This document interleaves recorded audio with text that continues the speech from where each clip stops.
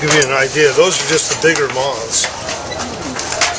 So this is Mitch Irwin at the BioBlitz, and he's an expert in flies, but he's had a malaise trap set up for 2 weeks in the park. And Mitch, I'm kind of curious, you were talking about some of these flies you think are unidentified. Could you talk a little bit more about that?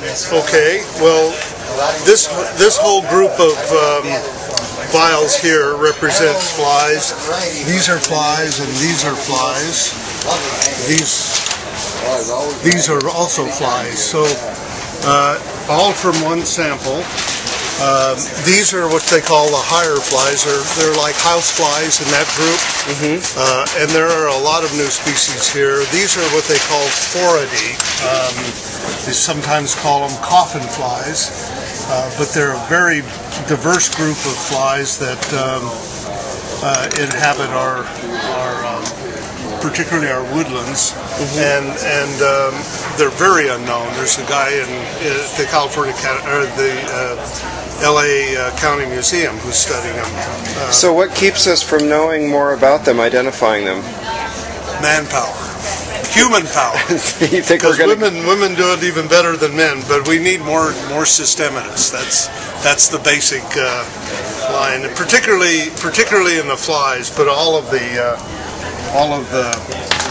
various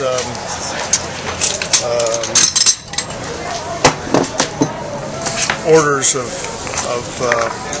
here are the butterflies, for instance. These are all well known. There won't be a new one in here. But you're convinced that the flies are not known, and so then we have to get the next generation of taxonomists to take an interest. Is that right? That's absolutely right, and that's what I've been trying to do, is get people interested in it. But you can see these a lot of skippers and other kinds of little blues and checker spots here. These all come into that malaise trap over there. Okay, I'm going to go take a look at that. But Mitch, you certainly caught my attention, and I hope you'll catch others as well during the course of this BioBlitz. Thank you so much. I hope we can convince people we've got a lot of species of insects that are unknown and need to be known, made known.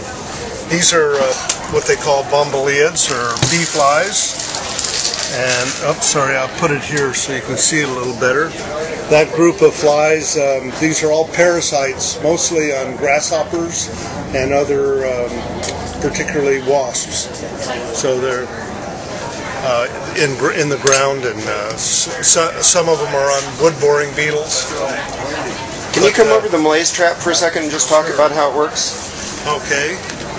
Well, you set one of these things up across what we call a flyway, where that funnels the insects through. That insects take the easiest route when they're flying, and so if you can go along a wash or a trail, you often catch the flies, the insects that way. And where do they go? They come in and they hit this mesh. Yeah. And they go up.